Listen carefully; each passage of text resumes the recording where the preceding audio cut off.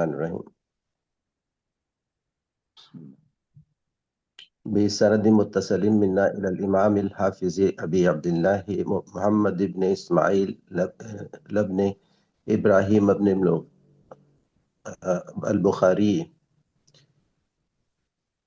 قال حدثني عبد الله بن محمد قال أملى علي هشام بن يوسف من حفظه قال أخبرنا معمر عن الزهري قال لي الوليد بن عبد الملك أبلغك أن عليا كان في من قذف عائشة قلت لا ولكن قد أخبرني رجلان من قومك أبو سلمة بن عبد الرحمن وأبو بكر بن عبد الرحمن بن الحارث أن عائشة رضي الله عنها قالت لهما كان علي مسلما في شأنها فراجعوه فلم يرجع وقال مسلما بلا شك فيه وعليه كان في أصل العتيق كذلك.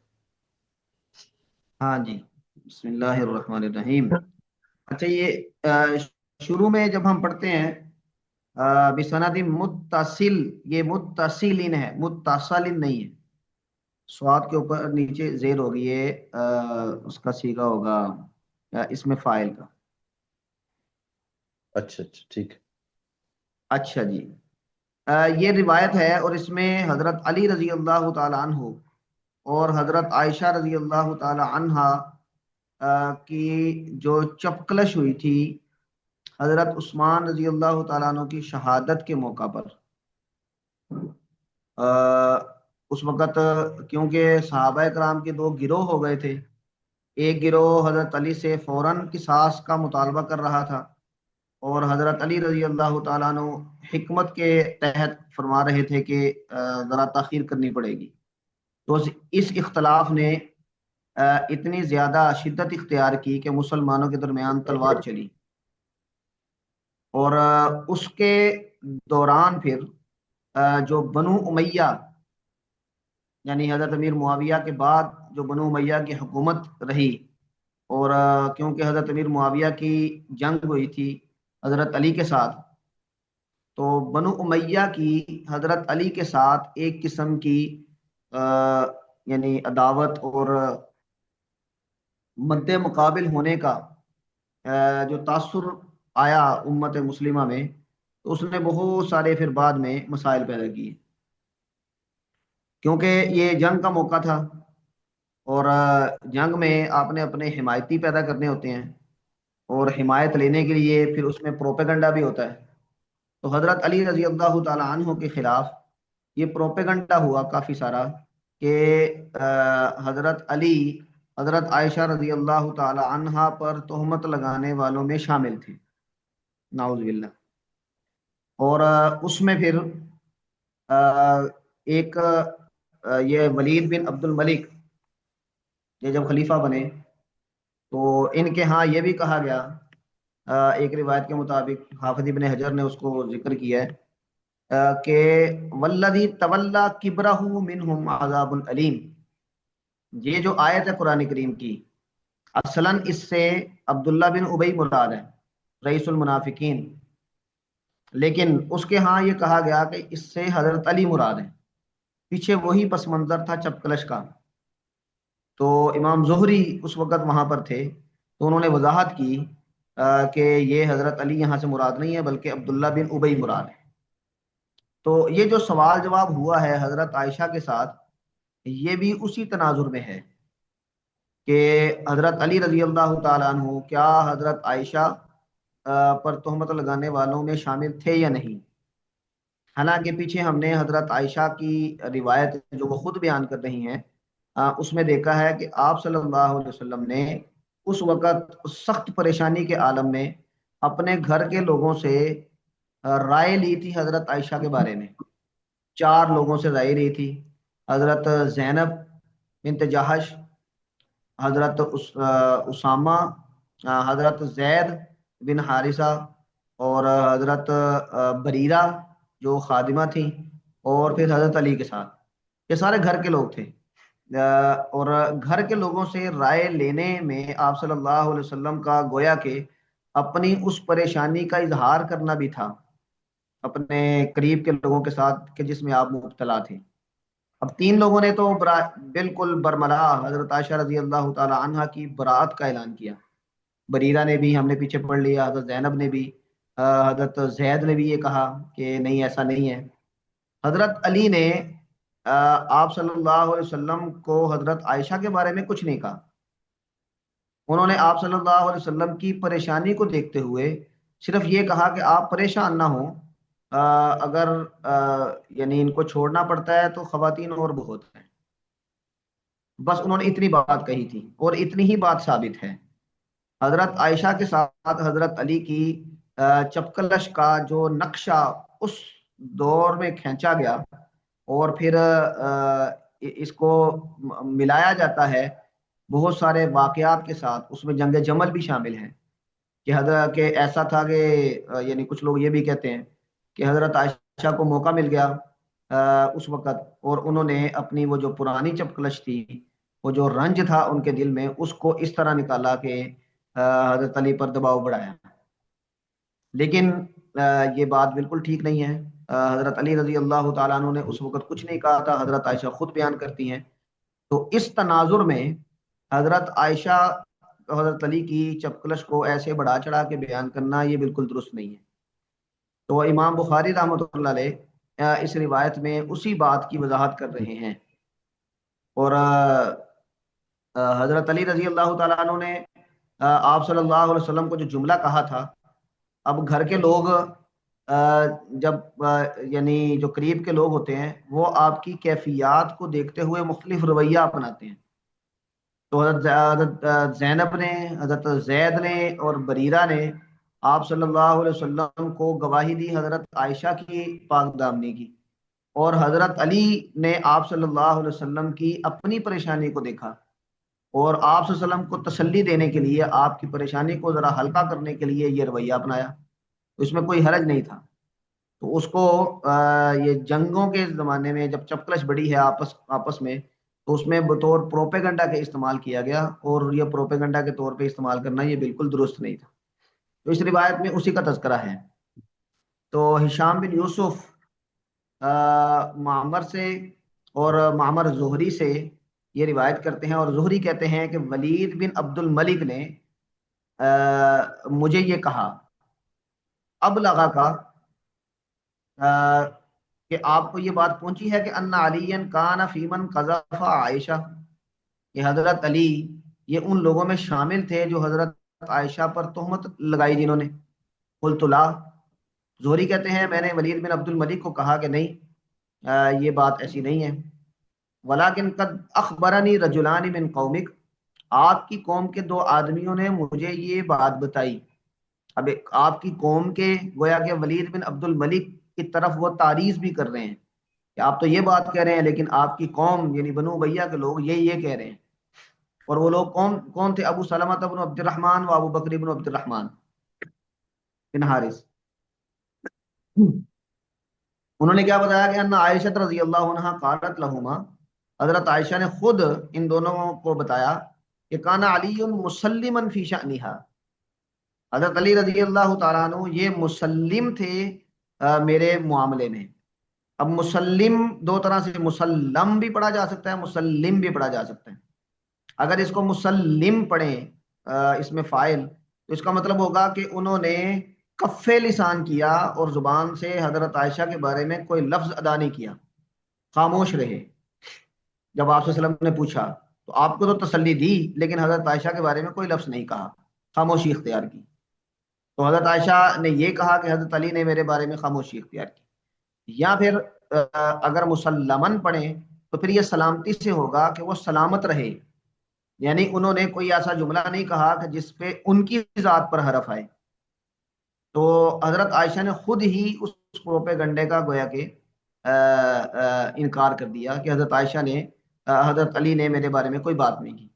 فراجعوہ، انہوں نے یعنی اس بات کا رجوع کیا، ہشام بن یوسف جنہوں نے یہ بات بتائی تھی، یا زہری سے لوگوں نے اس بات کو دوبارہ کنفرم کرنا چاہا یا ان کو رجوع کرنے کا کہا کہ آپ یہ بات سے رجوع کر لیں کہ حضرت علی رضی اللہ تعالیٰ نے کچھ نہیں کہا تھا، ہاں کہا تھا، فلم یرجع، تو انہوں نے رجوع نہیں کیا، یعنی وہ اپنی بات پر قائم رہے، وقالا، اور کہا مسلمن بلا شک فیہ، وہ مسلم تھے حضرت علی رضی اللہ تعالیٰ عنہ، اس میں کوئی شک نہیں ہے، وعلیہ، اب یہ علیہ کا لفظ انہوں نے جب یہ رجوع کا کہا گیا تو انہوں نے علیہ کا لفظ اس میں زیادہ کیا، مسلمن علیہ، یعنی اس معاملے میں وہ خاموش رہے۔ وکانہ فی اصل العتیق کذالک، اور جو ان کا اصل نسخہ تھا، یعنی جہاں سے انہوں نے املا کروائی تھی، تو اس میں اسی طرح ہی تھا۔ تو یہ نا املا علیہ ہشام بن یوسف، ہشام بن یوسف نے، اس کا مطلب ہے کہ یہ ہشام بن یوسف سے بھی پوچھا گیا، اس بات کا بھی امکان ہے، اور زہری سے پوچھا گیا، اس بات کا بھی امکان ہے، لیکن ہشام بن یوسف نے بھی مسلمن کی جگہ مسیئن نہیں کہا۔ مسیئن کا مطلب کہ وہ قصوروار تھے، کوئی بری بات کہنے والے تھے، نہیں کہا۔ اور دوسری دفعہ جب پوچھا گیا تو وہ علیہ، مسلمن علیہ، بس انہوں نے یہ اضافہ کر دیا اور کوئی چیز زیادہ نہیں کہی۔ اور یہ اصل العتیقی کذالک کا مطلب یہ ہے کہ ان کا جو نسخہ تھا جہاں پہ انہوں نے یہ چیزیں لکھی ہوئی تھی، وہ اس میں اسی طرح ہی تھا، مسلمن علیہ۔ تو یہ واقعہ ہے حضرت علی رضی اللہ تعالیٰ عنہ کے بارے میں جو پروپیگنڈا تھا، یہ اس دور کا واقعہ ہے، لیکن حضرت علی رضی اللہ تعالیٰ عنہ نے کوئی بھی ایسی بات نہیں کہی حضرت عائشہ کی شان میں کہ جس کا انہیں قصوروار ٹھہرایا جائے۔ ہاں جی حضرات علماء کرام، اس حوالے سے کوئی بات آپ کے ذہن میں ہو تو فرمائیں۔ سر یہ جو عملہ علیہ ہے، اس کا کیا مطلب ہوا کہ لکھوایا انہیں؟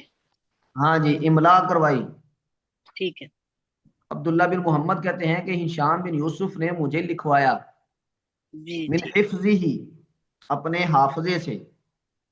اچھا، پھر آگے جا کے وکان فی اصل العتیق کذالک، اس سے یہ پتا چل گیا کہ ان کے پاس صرف حافظے میں نہیں تھا بلکہ انہوں نے کوئی لکھا بھی ہوا تھا کہیں، اور پھر ادھر سے دیکھ کے انہوں نے علیہ کا لفظ اس میں اضافہ کیا۔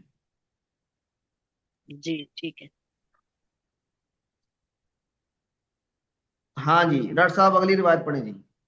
وبه قال حدثنا موسى بن إسماعيل حدثنا أبو عوانة عن حسين عن أبي وائل قال حدثني مسروق بن الأجدعي قال حدثتني رومان وهي عائشة رضي الله عنهما قالت بين أنا قاعدة أنا وعائشة إذ ولدت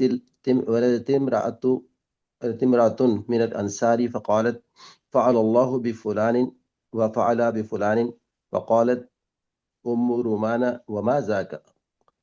قالت ابني في من حدث الحديث. قالت وما ذاك؟ قالت كذا وكذا. قالت عائشة سمع رسول الله صلى الله عليه وسلم؟ قالت نعم. قالت وأبو بكر؟ قالت نعم. فخرت مغشيا عليها فما أفاقت إلا وعليها بنافذ، فطرحت عليها ثيابها فغطيتها، فجاء النبي صلى الله عليه وسلم فقال ما شأن هذه؟ قلت يا رسول الله أخذت هل بنافذ؟ قال فلعل في حديث تحدث به. قالت نعم. فعقدت عائشة فقالت والله لئن حلفت لا تصدقونني ولئن قلت لا تعذرونني مثلي ومثلكم كيعقوب وبنيه والله المستعان على ما تصفون. قالت وانصرف ولم يقل شيئا، فأنزل الله عذرها. قالت بحمد الله لا بحمد أحد ولا بحمدك. اللہ اکبر۔ ہاں جی، یہ اسی واقعے کی ایک روایت ہے جو ام رومان، جو حضرت عائشہ رضی اللہ تعالیٰ عنہ کی والدہ ہیں، وہ بھی کیونکہ اس سارے واقعے کے اندر حضرت عائشہ کے ساتھ تھیں تو وہ اس کو بیان کر رہی ہیں، یعنی مختصراً بیان کر رہی ہیں۔ حضرت عائشہ رضی اللہ تعالیٰ عنہ جب آپ صلی اللہ علیہ وسلم سے اجازت لے کر اپنے والدین کی طرف چلی گئی تھی یہ اس وقت کی بات ہے۔ تو یعنی اطلاع تو حضرت عائشہ کو مل گئی تھی پچھلی روایت کے مطابق آپ صلی اللہ علیہ وسلم کے گھر میں ہی، اور وہ ادھر گئی تھی تصدیق کے لیے اپنے والدین سے، اور وہاں پر پھر یہ معاملہ پیش آیا۔ اب اس میں جب انہوں نے تصدیق کی تو یہ بھی ہے کہ وہ جب تصدیق کی تھی تو اس وقت ان کی طبیعت میں جو پہلے سے خراب تھی وہ مزید یعنی شدت پیدا ہو گئی۔ اور یہ بھی واقعہ ہو سکتا ہے کیونکہ وہ آنا جانا تھا اور لوگ باتیں کر رہے تھے، تو حضرت عائشہ کو جب یہ پتا چلا کہ لوگ تو ایسی باتیں کر رہے ہیں اور رسول اللہ صلی اللہ علیہ وسلم اور ابو بکر میرے والد محترم انہوں نے بھی سنا ہے، تو ان پر اور زیادہ شاک گزرا۔ تو ام رومان اس کو روایت کر رہی ہیں۔ تو مسروق ابن الاجدع یہ کہتے ہیں کہ حدثتنی ام رومان نے مجھے یہ بتایا، وہی ام عائشہ رضی اللہ عنہا قالت، انہوں نے کہا بین انا قاعدۃ انا و عائشہ، میں اور عائشہ یہ ہم دونوں بیٹھے ہوئے تھے، اذ ولجت امرأۃ من الانصار، انصار کی ایک عورت یہ اندر داخل ہوئی۔ ولجا کا مطلب ہوتا ہے اندر آنا، داخل ہونا۔ فقالت، اس نے کہا فعل اللہ بفلان وفعل بفلان، اللہ فلاں کو یہ کرے فلاں کو وہ کرے، یعنی انہوں نے گویا کہ بد دعا دی۔ فقالت ام رومان نے کہا وما ذاک، کیا ہوا؟ تو انہوں نے کہا کہ ابنی فی من حدث الحدیث، میرا بیٹا بھی ان لوگوں میں شامل ہے کہ جو اس بات کو دہرا رہے ہیں، اس بات یہ بات کہہ رہے ہیں۔ قالت وما ذاک، انہوں نے پوچھا کہ کون سی بات؟ تو قالت، انہوں نے کہا کذا و کذا، انہوں نے وہ ساری بات بتائی حضرت عائشہ رضی اللہ تعالیٰ عنہ کے بارے میں جو باتیں ہو رہی تھی۔ تو حضرت عائشہ نے پھر اس سے پوچھا سمع رسول اللہ صلی اللہ علیہ وسلم، کہ اللہ کے رسول صلی اللہ علیہ وسلم نے یہ بات سنی ہے؟ انہوں نے کہا نعم، ہاں۔ پھر انہوں نے پوچھا وہ ابو بکرین، حضرت ابو بکر نے بھی سنی ہے؟ انہوں نے کہا ہاں۔ تو یہ سن کے حضرت عائشہ فخرت مغشیا علیہا، وہ بے ہوش ہو کے گر پڑی۔ فما افاقت اللہ وعلیہا حمى بنافذ، تو ان پر جب افاقہ ہوا یعنی وہ ہوش میں آئی تو ان کو بخار تھا، بنافذ کپی طاری کرنے والا، یعنی جاڑے کا جس طرح سردی لگ کے بخار ہوتا ہے تو وہ کانپ رہی تھی۔ فطرحت علیہا ثیابها فغطیتها، ام رومان کہتی ہیں میں نے ان پر ان کے کپڑے ڈال دیے، لحاف وغیرہ، اور میں نے ان کو ڈھانپ دیا۔ فجاء النبی صلی اللہ علیہ وسلم، اسی اسنا میں رسول اللہ صلی اللہ علیہ وسلم تشریف لائے، اور آپ نے پوچھا ما شأن هذه، ان کو کیا ہوا؟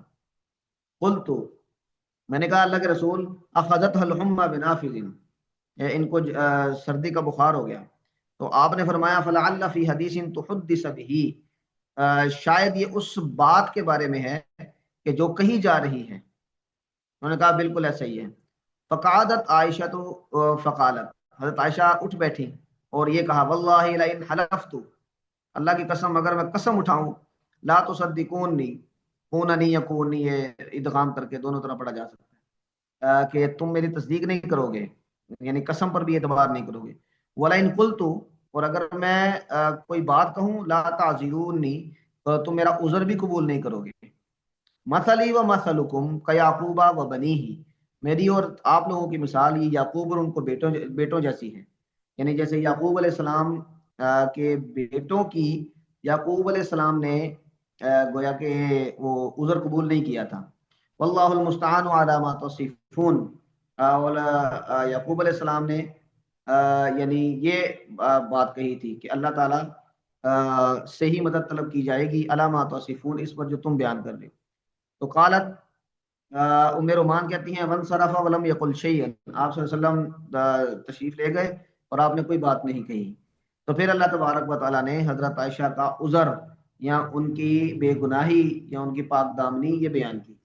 تو جب یہ بیان ہوا تو پھر حضرت عائشہ رضی اللہ تعالیٰ عنہ، پچھلی روایت میں یہ ہے کہ ان کی والدہ نے یہ کہا کہ کھڑی ہو جاؤ اور ان کو شکریہ ادا کرو، انہوں نے کہا نہیں میں اپنے رب کا شکر ادا کروں گی۔ تو یہاں پہ وہ کہتی ہیں کہ حضرت عائشہ نے کہا بحمد اللہ، اللہ کی تعریف کے ساتھ، لا بحمد احد، کسی کی تعریف نہیں، ولا بحمد کا، اور نہ ہی آپ کی تعریف۔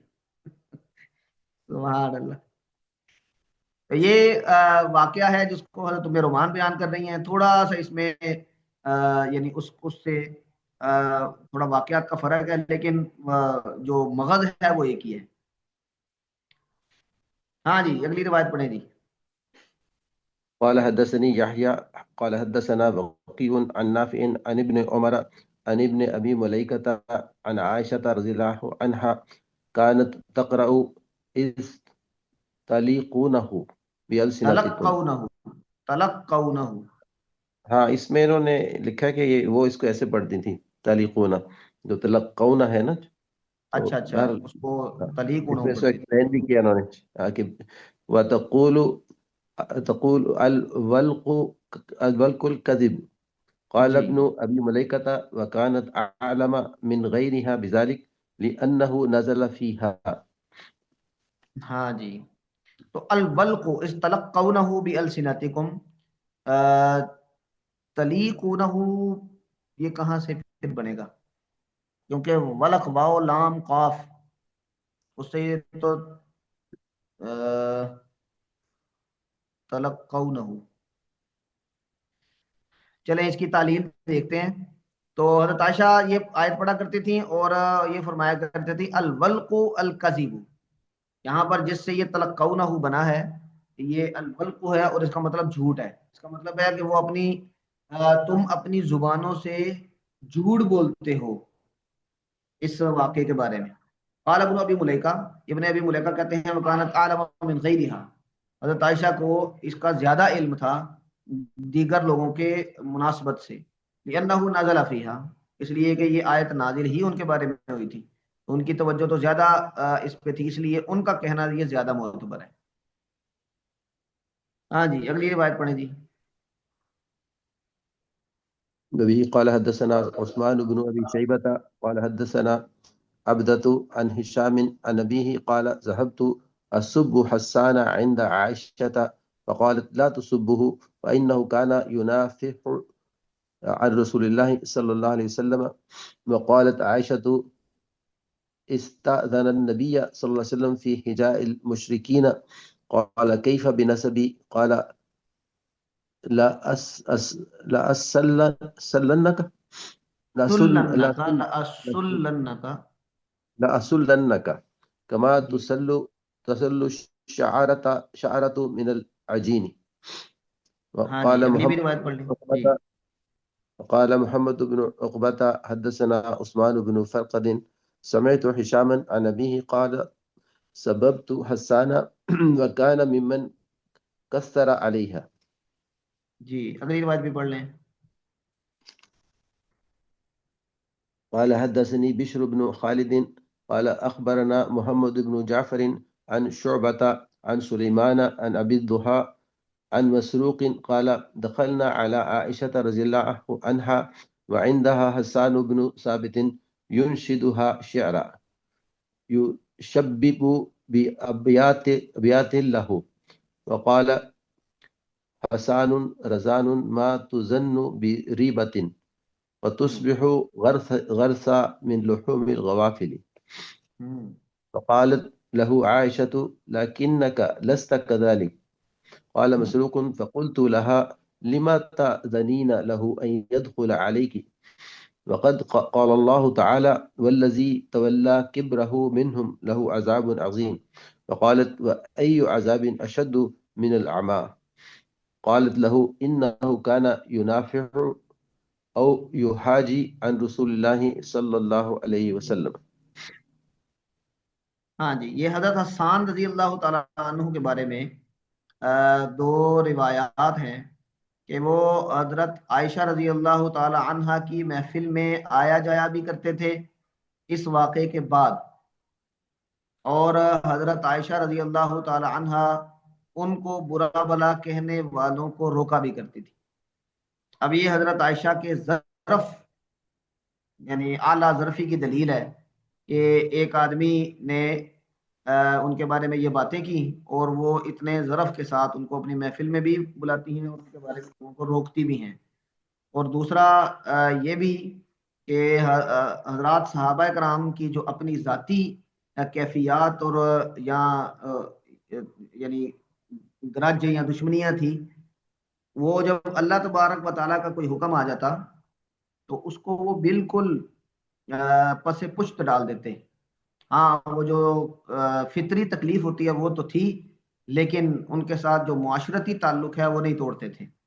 اس کی ایک یعنی مثال وہ پیچھے مستح بن اساسہ کے ساتھ حضرت ابو بکر رضی اللہ تعالی عنہ کا جو سلوک تھا ان کے فقر کی وجہ سے، وہ بھی مثال ہے، یہ بھی مثال ہے، اور بے شمار مثالیں ہیں، خاص طور پہ فتح مکہ کے بعد کی، کہ وہ لوگ جنہوں نے ہمیشہ آپ صلی اللہ علیہ وسلم کو تکلیف پہنچائی، ابو سفیان، ہندا، وحشی، یہ سب لوگ، تو آپ صلی اللہ علیہ وسلم نے جب انہوں نے اسلام قبول کر لیا تو اپنی قلبی جو کیفیات ہیں ان کو دبایا، اور معاشرتی سطح پہ ان کے ساتھ یعنی اس بنیاد پہ کوئی فرق نہیں رکھا۔ ہاں، وحشی کو آپ صلی اللہ علیہ وسلم نے یہ فرمایا تھا کہ اگر تم یہ کر سکو کہ میرے سامنے نہ آؤ تو یعنی یہ ٹھیک ہے۔ تو پھر وحشی نے بھی یعنی وہاں سے ہجرت کر کے تو کہیں اور چلے گئے تھے۔ لیکن کل میں وہ وحشی کا واقعہ پڑھ رہا تھا، تو قل یا عبادی الذین اسرفوا علی انفسہم، تو اس میں کیسے آپ صلی اللہ علیہ وسلم نے اس کی فہمائش کی ہے، اس کو دعوت دینے کے لیے، اس کو اسلام لانے کے لیے، وہ بڑا عجیب اور بڑا زبردست واقعہ ہے۔ تو یہ آپ صلی اللہ علیہ وسلم کی زندگی میں بھی یہ رویہ نظر آتا ہے، اور جو صحابہ کرام دیگر خصوصاً آپ صلی اللہ علیہ وسلم کے اہل بیت ہیں، گھر والے ہیں، ان میں یہ رویہ بہت زیادہ نظر آتا ہے۔ تو ہم سے بھی یہی مطلوب ہے، اللہ تعالیٰ توفیق عطا فرمائے۔ تو ہشام اپنے والد عروہ ان سے روایت کرتے ہیں، یہ حضرت عائشہ کے گھر کے لوگ ہیں، کہ ذہبت اصب حسان عند عائشہ، تو گھر کے لوگوں کو زیادہ تکلیف ہوتی ہے، انہوں نے کہا میں حضرت عائشہ کے ہاں حسان کو برا بلا کہنے لگا، فقالت، تو آپ نے فرمایا لا تصبہ، یہ نہیں کا صیغہ ہے، تصبو یعنی آخر میں جب شد آ جاتی ہے تو اس کو کئی طرح پڑھا جا سکتا ہے، لا تصبہ، ان کو یعنی برا بلا نہ کہو، فإنہ کان ینافع عن رسول اللہ صلی اللہ علیہ وسلم، وہ رسول اللہ صلی اللہ علیہ وسلم کا دفاع کیا کرتے تھے اپنے اشعار میں، تو انہوں نے ان کی جو کمزوری ہے اس کا تذکرہ نہیں کیا، بلکہ ان کا جو کریڈٹ ہے اس کی طرف توجہ دلا کے تو لوگوں کو روکا اس سے کہ ان کو برا بلا نہ کہیں۔ فقالت عائشہ، حضرت عائشہ فرماتی ہیں، پھر انہوں نے بتایا، استاذن النبی فی حجاء المشرکین، انہوں نے مشرکین کی حجب بیان کرنے کے بارے میں رسول اللہ صلی اللہ علیہ وسلم سے اجازت طلب کی، تو آپ صلی اللہ علیہ وسلم نے فرمایا فکیف بنسبی، اب وہ سارے لوگ آپ صلی اللہ علیہ وسلم کے خاندان کے لوگ تھے، قریش تھے، تو نسب تو ایک ہی تھا، سارے کا سارا ملتا تھا، تو آپ نے فرمایا کہ جب تم ان کی حجب بیان کرو گے تو حجب بیان کرنے میں اباؤ و اجداد کے ساتھ آر بھی دلائی جاتی ہے، یہ فلاں کا بیٹا، فلاں کی بیٹی، اور اس طرح، تو آپ نے فرمایا کہ وہ میرا تو ان کا نسب ایک ہی ہے، تو میرے نسب کا تم کیا کرو گے؟ پھر جب ان کو آر دلاؤ گے تو میرے نسب پر بھی حرف آئے گا۔ تو حضرت حسان نے کہا لأصلنک منہم، میں آپ کو نکال لوں گا ان کے درمیان سے، کما تسل الشعرۃ من العجین، جیسے کہ بال کو گوندے ہوئے آٹے سے نکالا جاتا ہے، تو میں ویسے آپ کو وہاں سے نکال لوں گا، یعنی آپ کے نسب پر حرف نہیں آنے دوں گا، لیکن ان کی حجب بیان کروں گا۔ تو پیچھے ایک دو مثالیں ہم نے دیکھی ہیں، خاص طور پہ وہ بویرہ والے اشعار میں، تو ابو سفیان کی حجب بیان کرتے ہوئے وہ کہتے ہیں کہ یہ تمہارے جو حلیف ہیں ان کے درختوں کو تو آگ لگی ہوئی ہے اور تمہیں فکر ہی کوئی نہیں ہے، تو اس طرح کی باتوں سے انہوں نے یہ بات پوری کی، حجاء المشرکین۔ وقال محمد حدثنا عثمان بن فرقد سمعت ہشاما عن ابیہ، اب یہ اسی روایت کا ایک دوسرا یعنی طریق بیان کر رہے ہیں، عثمان بن ابی شیبہ، یہ عبدہ ان ہشام، تو یہاں پر عثمان بن فرقد سمیت و ہشام، محمد حدثنا عثمان بن فرقد اور ہشام نبی، یہ دوسرا گویا کہ یعنی سند بیان کر دی۔ وہ کہتے ہیں کہ عروہ کہتے ہیں سبب تو حسان، میں نے برا بلا کہا حسان کو، وکانا ممن کسر علیہا، اور حسان ان لوگوں میں سے تھے جنہوں نے حضرت عائشہ کے بارے میں بہت باتیں کی، کسر علیہا یعنی ان کے بارے میں جو پروپیگنڈا تھا اس میں یہ بڑھ چڑھ کر حصہ لینے والے تھے۔ اگلی روایت یہ حضرت عائشہ کی مجلس کی ہے۔ مسروق کہتے ہیں کہ ہم حضرت عائشہ کے پاس آئے دخلنا علی عائشہ رضی اللہ عنہا، اور ان کے پاس حسان بن ثابت بھی موجود تھے، تو وہ کیا کر رہے تھے، ینشدھا، وہ ان کو اشعار سنا رہے تھے، شعرن، یشبب بابیات لہو، یشبب یہ تشبیب سے نکلا ہے، تفعیل تشبیب، اور عربی میں تشبیب کہتے ہیں اشعار میں خواتین کا تذکرہ کرنا۔ اب وہ تذکرہ برے انداز میں ہو تب بھی تشبیب ہے، وہ تذکرہ اچھے انداز میں ہو تب بھی تشبیب ہے۔ تو حضرت حسان یہ حضرت عائشہ کی خوبیاں بیان کر رہے تھے اشعار کی شکل میں۔ تو صحابہ کرام میں یہ بھی رویہ بڑا بہت زبردست نظر آتا ہے کہ اگر ان سے کوئی غلطی ہو جاتی تو پھر وہ اسی طرح کے عمل سے اپنی اس غلطی کا کفارہ یا اس کو بیلنس کرنے کی کوشش بھی کیا کرتے۔ جیسے کہ وہ وحشی تھے، انہوں نے کہا کہ میں اس آڑ میں تھا، اس طاق میں تھا کہ مجھے کوئی ایسا موقع ملے کہ میں حمزہ کے قتل کو بیلنس کر سکوں۔ انہوں نے پھر مسیلمہ کذاب کو قتل کر کے تو اس کو بیلنس کیا، وہ گویا کہ یہ، اور اس طرح حسان بھی حضرت عائشہ رضی اللہ تعالیٰ عنہ کے بارے میں اس پروپیگنڈے میں شریک ہو گئے تھے، لیکن انہوں نے پھر ایسے اشعار ان کی شان میں کہے کہ آج بھی وہ بڑے ضرب المثل سمجھے جاتے ہیں۔ یہ اسی طرح کا حضرت حسان حضرت عائشہ رضی اللہ تعالیٰ عنہ کی مجلس میں یہ اشعار پڑھ رہے تھے، یشبب بابیات لہو، اپنے کچھ اشعار میں ان کا تذکرہ کر رہے تھے، اور انہوں نے کہا حسان رضان، حسان بڑی پاک دامن ہے، رضان بڑی باوقار ہیں، ما تظن بریبت، ان کی طرف نہیں نسبت کی گئی شک کی بھی۔ اب یہاں پر شک کا مطلب کیا ہے کہ ان کے کردار پر کسی کو شک بھی نہیں ہوا۔ اب یہ ان کی گویا کہ وہ مدح بیان کر رہے ہیں۔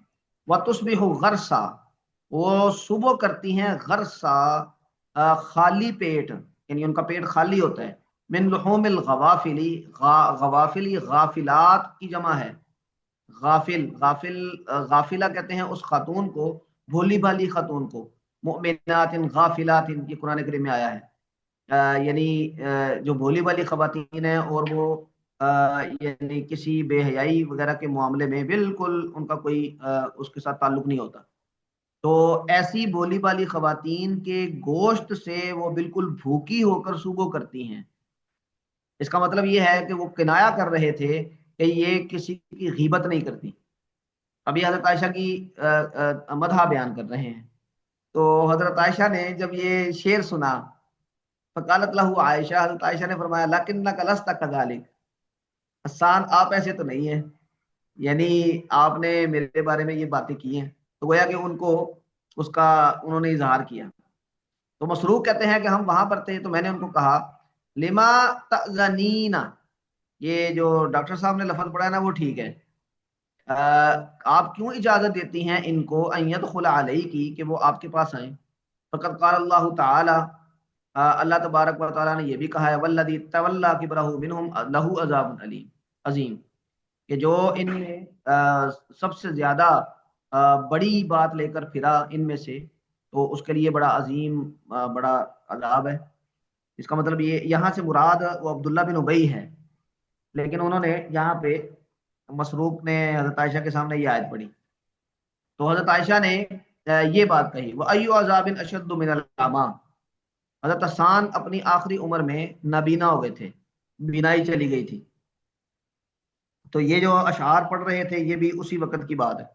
تو حضرت عائشہ نے اس وقت یہ فرمایا کہ اندھا ہونے سے زیادہ سخت عذاب کون سا ہوگا، اور پھر مسروق کو کہا انہ کان ینافق، میں ان کو اجازت اس لیے دیتی ہوں کہ یہ دفاع کیا کرتے تھے، او یحاجی، یا یہ حجب کیا کرتے تھے مشرکین کی، ان رسول اللہ صلی اللہ علیہ وسلم، اللہ کے رسول صلی اللہ علیہ وسلم کی طرف سے۔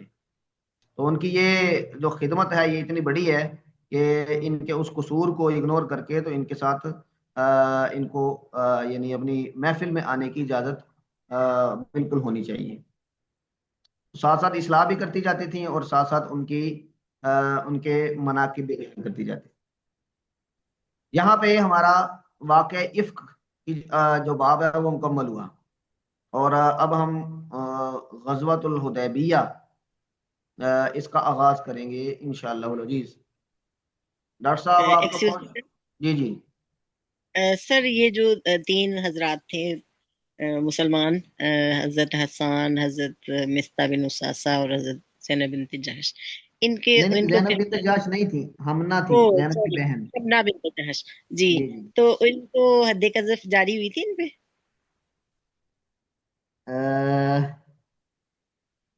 کسی کے ذہن میں ہے جی حد قذف کے بارے میں، کسی نے پڑھا ہو؟ جی سر، اس پہ دونوں طرح کی روایات ہیں، زیادہ معتبر یہی ہے کہ جاری ہوئی تھی۔ حافظ ابن یعنی حجر نے 80 کوڑے لگے تھے۔ ہاں جی کہ ہوئی تھی جاری، تو کچھ نے بعد میں انکار بھی کیا کہ نہیں ہوئی جاری، لیکن انہوں نے کہا کہ زیادہ کافی روایت ہے جس میں ہے کہ جاری ہوئی تھی۔ ہاں ویسے قرینے قیاس تو یہی ہے کہ جب انہوں نے یہ الزام لگایا تو جاری ہونی چاہیے، لیکن اب حد قذف جو دیگر لگانے والے تھے الزام، عبداللہ بن ابی، وہ بظاہر تو مسلمان ہی تھا، منافق اس کے نفاق کے بارے میں تو بعد میں پتہ چلا، لیکن ان کا ایک پورا گروہ تھا، لوگ ان کے سامنے بیٹھ کے یہ باتیں کرتے تھے، وہ حد قذف پھر کیا ان سب پہ جاری ہوئی؟ وہ عبداللہ اس بن ابی، اعتبار سے جی جی ہاں جی، عبداللہ جی جی بن ابی فرمائیں۔ کے بارے میں پھر فردر بحث ہے، اس پہ یہ ہے کہ زیادہ ان تینوں کے بارے میں تو بہت روایت ہے کہ تینوں پہ ہوئی تھی، اس کے بارے میں پھر آگے بحث ہے، اس پہ بھی پھر لوگ کچھ کہتے ہیں کہ نہیں اس پہ بھی ہوئی تھی جاری، جب یہ قرآن پاک کی آیات نازل ہو گئی تھی تو پھر اس پہ بھی ہوئی تھی، لیکن کچھ کہتے ہیں کہ نہیں اس پہ نہیں ہوئی تھی، باقی تین پہ ہوئی۔ یہ دونوں طرح کی آرا۔ ہاں کیونکہ یہ صرف عبداللہ بن ابی نہیں تھا، بلکہ اس کے ساتھ بہت سارے لوگ اور بھی شریک تھے، اور عصبۃ منکم، ان تین کا تو نام آ گیا کیونکہ وہ روایات میں بیان کر دیا گیا، لیکن باقی جو لوگ ہیں، تو اس سے استدلال کرتے ہوئے ایسا معلوم ہوتا ہے کہ شاید حد قذف جاری نہ ہوئی ہو، بس تنبیہ کر کے ہی چھوڑ دیا گیا ہو، لیکن بہرحال روایات دونوں طرف کی موجود ہیں، اللہ خیر کرے۔ تو ہاں سستا جی، جی یہ جو مسروق کی روایت ہے کہ جس میں بڑا حصہ جس کو ملا قرآن پاک کی، اس سے تو ایسے لگ رہا ہے کہ جیسے وہ یہ سمجھ رہے تھے کہ اس میں حضرت حسان کا نام ہے بڑے حصے میں، تو پھر حضرت عائشہ نے بھی آگے سے کہا کہ وہ اندھے ہو گئے ہیں تو اس سے بڑا کیا ہوگا، تو وہ باقی تفاسیر میں تو یہ ہے کہ عبداللہ بن ابی ہے یہ، والذی تولی کبرہ۔ دیکھیں، یہ عذاب عظیم کا جو لفظ ہے نا قرآن کریم میں، یہ عام طور پہ مسلمانوں کے لیے نہیں آیا۔ ختم اللہ علی قلوبہم وعلی سمعہم وعلی ابصارہم غشاوۃ ولہم عذاب عظیم۔ عذاب علیم عام طور پہ منافقین کے لیے آیا ہے، عذاب عظیم یہ کفار کے لیے آیا ہے۔ تو ایک قرینہ یہ بھی ہے کہ حضرت حسان یہاں سے مراد نہیں ہے، کوئی بھی جو صحیح مسلمان تھے، وہ جو اس میں مبتلا ہو گئے تھے، وہ یہاں سے مراد نہیں ہے۔ اب یہاں پہ حضرت عائشہ نے ویسے یعنی اس کی، یہ حضرت عائشہ کا جملہ یہ اس کی تصدیق نہیں بنتا، تو انہوں نے یہ کہا کہ بھئی دیکھیں اس سے بڑا عذاب کیا ہوگا۔ ہاں وہ یہ کہہ سکتی ہیں کہ انہوں نے جو بات کہی اس کے اثرات میں یہ ہے، لیکن اس والذی تولی کبرہ سے مراد یہ حضرت حسان ہے، یہ یہاں سے استدلال نہیں کیا جا سکتا، وگرنہ اس سے تو وہ ولید بن عبد الملک اور وغیرہ وہ حضرت علی بھی مراد لیتے تھے، تو یعنی یہ انہوں نے یہ کہا صحیح کہ ہو سکتا ہے، یعنی امکان اس بات کا ہے کہ حضرت عائشہ یہ بتانا چاہ رہی ہوں کہ یہ جو اندھے ہوئے ہیں ہو سکتا ہے کہ اسی کے اثرات میں سے ہو، اسی کا ایک اثر ان پہ ظاہر ہوا ہو، وگرنہ والذی سے یہ مراد ہے، اس کا استدلال یہاں سے نہیں بنتا۔ جی ہاں جی ثاقب صاحب، جی ٹھیک ہے سر۔ کیونکہ حضرت عبداللہ بن عمر کے بارے میں بھی آتا ہے نا، وہ بھی آخری عمر میں ہو گئے تھے، نابینا ہو گئے تھے، ہاں جی، تو یعنی پھر یہ بھی ہو سکتا ہے کہ بھئی ان کا نابینا ہو جانا، حضرت عائشہ نے یہ کہہ تو دیا، لیکن یہ جسٹ یہ ایک کمنٹ ہے، اس سے کوئی ہم ان کو یعنی متعین نہیں کر سکتے کہ واللہ سے یہی مراد ہے۔ سر وہ حضرت عبداللہ بن عباس کے بارے میں شاید آتا ہے کہ وہ بھی نبینا ہو گئے تھے، حضرت عبداللہ بن عمر کا نہیں آتا شاید۔ عبداللہ بن عمر کا تھا نا ذوق کہ وہ آپ صلی اللہ علیہ وسلم کی چھوٹی چھوٹی سنتوں پر بھی عمل کیا کرتے تھے. تو جی ان کے واقعات ہیں، مثلا وہ بازار گئے اپنے اس کے ساتھ، اور اسی طرح پھر وہ ایک جگہ پہ نابینا ہو گئے تھے تو راستے سے گزرے تو انہوں نے سر نیچے کیا، تو پھر انہوں نے پوچھا کہ کیا یہاں درخت نہیں ہے. تو اس طرح کے واقعات آتے ہیں، تو اس سے یہ پتہ چلتا ہے کہ وہ بھی نابینا ہو گئے تھے آخری عمر میں. جی ٹھیک ہے. اچھا جی، چلیں الحمدللہ یہ واقعہ بھی ہم نے مکمل کیا. صلح حدیبیہ، اس حوالے سے اب ہم روایات شروع کریں گے، اور یہ 6 ہجری کا واقعہ ہے، یعنی غزوہ احزاب کے بعد کا. اور آپ صلی اللہ علیہ وسلم عمرہ کرنے کے لیے تشریف لے گئے تھے، حالانکہ ابھی صلح نہیں ہوئی تھی، ان کے ساتھ دشمنی تھی، اور اس بات کا امکان تھا کہ دوبارہ جنگ ہو جائے، تو راستہ پرامن نہیں تھا. تو عمرہ اور حج کے لیے استطاعت کی ایک شرط آپ کا بیت اللہ تک پہنچنے کا امکان بھی ہے، لیکن پھر بھی آپ صلی اللہ علیہ وسلم تشریف لے گئے. تو اس کے پیچھے آپ صلی اللہ علیہ وسلم کا ایک خواب ہے کہ آپ نے دیکھا کہ میں اپنے ساتھیوں کے ساتھ کر رہا ہوں بیت اللہ کا طواف، اور آپ نے یہ سمجھا کہ یہ اسی سال ہے. نبی کا جو خواب ہوتا ہے وہ بھی اللہ کی طرف سے حکم ہوتا ہے، تو یہ حکم سمجھ کے آپ صلی اللہ علیہ وسلم اپنے صحابہ کو ساتھ لے کر تو نکل پڑے. لیکن اللہ کو کچھ اور منظور تھا. آپ جب حدیبیہ پہنچے تو آپ صلی اللہ علیہ وسلم نے جو انتظامات کیے تھے ان میں احرام باندھا تھا ذوالحلیفہ سے، پھر جانور ساتھ لیے تھے، قلادہ وغیرہ، اور اطلاع ملی تھی کہ کچھ لوگ گھات لگائے بیٹھے ہیں، تو ان کی جاسوسی کے لیے آگے آئے گا ابو قتادہ اور ان کے ساتھ کچھ لوگوں کو آپ صلی اللہ علیہ وسلم نے اطلاع لانے کے لیے بھیجا تھا.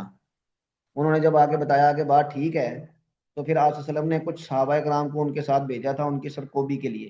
آپ نے اپنا سفر جاری رکھا تھا. اور ابو قتادہ، یہ آگے روایت آئے گی تو وہ کہیں گے کہ وہ فرماتے ہیں کہ سب نے احرام باندھا تھا، میں نے نہیں باندھا تھا. تو ان کے نام باندھنے کی وجہ یہ تھی کہ آپ صلی اللہ علیہ وسلم نے ان کو عمرے کے لیے نہیں بھیجا تھا بلکہ اس مقصد کے لیے بھیجا تھا. اور پھر ایک واقعہ یہ بھی آئے گا، احادیث میں آتا ہے کہ انہوں نے ایک جنگلی گدھا شکار کیا تھا اور صحابہ کرام کے سامنے کیا تھا، اور وہ خود احرام میں نہیں تھے. صحابہ کرام نے جب یہ ان کا گوشت انہوں نے کھایا اور صحابہ کرام کو پیش کیا تو انہوں نے اس سے گریز کیا، کچھ صحابہ نے قبول نہیں کیا. تو آپ صلی اللہ علیہ وسلم کو جب پتہ چلا تو آپ نے نہ صرف خود اس کو کھایا بلکہ صحابہ کو بھی کہا کہ کھا لیں، کیونکہ یہ کسی محرم نے شکار نہیں کیا بلکہ ابو قتادہ جو کہ احرام کی حالت میں نہیں تھے انہوں نے شکار کیا. تو اگر احرام والا خود شکار کرے تو وہ تو منع ہے، لیکن اگر کوئی شکار کر کے اس کو بس ضیافت کرے تو یہ منع نہیں ہے. تو آپ نے یہ واقعہ بھی اسی میں آیا. اور آپ صلی اللہ علیہ وسلم جب حدیبیہ پہنچے، حدیبیہ ایک کنویں کا نام ہے، آگے آئے گا کہ یہ کنواں ہے، اور اس کنویں کی وجہ سے اس جگہ کو حدیبیہ کہا جاتا ہے. اس مقام پر حضرت خالد بن ولید نے کچھ لوگوں کے ساتھ آپ صلی اللہ علیہ وسلم کو روکا تھا، اور یعنی مکہ جانے، مکہ داخل ہونے سے روکنے کے لیے. اور پھر کچھ روایت میں یہ بھی ہے کہ آپ صلی اللہ علیہ وسلم کی اونٹنی یہاں پر رک گئی تھی، اور آپ صحابہ کرام نے بڑا اس کو کھینچا لیکن وہ آگے نہیں بڑھی، تو آپ نے پھر چھوڑ دیا اور آپ نے فرمایا انہا مأمورہ، یہ اللہ کے حکم کی پابند ہے. اور پھر اسی جگہ پر آپ صلی اللہ علیہ وسلم نے پڑاؤ کرنے کا حکم فرمایا اور صحابہ کرام نے اسی جگہ پر پڑاؤ کیا. اور جب آپ نے یہ دیکھا کہ مکے کے لوگ یہ یعنی تیاری کر رہے ہیں مسلمانوں کے ساتھ لڑائی کی، تو پھر آپ صلی اللہ علیہ وسلم نے گفت و شنید کا سلسلہ شروع کیا. ان کو بتانے کے لیے کہ بھئی ہم لڑنے کے لیے نہیں آئے. تو سب سے پہلے خراش بن ربی ان کو آپ صلی اللہ علیہ وسلم نے بھیجا. گھوڑے پر تھے یا اونٹ پر تھے. انہوں نے جا کے مشرکین مکہ کو یہ کہا کہ دیکھیں ہم بیت اللہ کی زیارت کے لیے آئے ہیں، لڑنے کے لیے نہیں آئے. اس لیے اسلحہ بھی نہیں لائے، تیاری کے بغیر آئے ہیں، احرام باندھا ہوا ہے اور قربانی کے جانور ساتھ ہیں. لیکن انہوں نے سختی کی اور خراش کی سواری کو قتل کر دیا، اور خراش کے در پہ جب ہوئے تو وہ بھاگ گئے. تو آپ صلی اللہ علیہ وسلم نے جب یہ دیکھا کہ ان کا یہ معاملہ ہے تو پھر آپ صلی اللہ علیہ وسلم نے یعنی جو کوئی سرکردہ لوگ تھے ان کو بھیجنے کا یعنی کیا ارادہ کیا. اور سب سے پہلے حضرت عمر رضی اللہ تعالیٰ عنہ کو آپ صلی اللہ علیہ وسلم نے فرمایا کہ آپ جائیں. حضرت عمر کی ایک حیثیت تھی، اور بنو عدی قبیلہ یہ سفارت کاری ان کا منصب تھا. تو ایسے معاملات میں اسی قبیلے کے لوگوں کو بھیجا جاتا تھا. تو آپ صلی اللہ علیہ وسلم نے حضرت عمر کو یہ کہا کہ آپ جائیں. حضرت عمر نے عذر کیا کہ یا رسول اللہ میرا مزاج تیز ہے، غصے والا ہے، تو ہم لڑائی نہیں چاہتے، لیکن ہو سکتا ہے کہ میری کسی بات کی وجہ سے آگ بھڑک اٹھے اور لڑائی ہو جائے. تو اگر آپ کسی اور کو بھیجیں تو زیادہ مناسب ہے. تو آپ صلی اللہ علیہ وسلم نے ان کے پھر عذر کو قبول کرتے ہوئے حضرت عثمان رضی اللہ تعالی عنہ کو بھیجا تھا. حضرت عثمان نے ایک ان کے عزیز تھے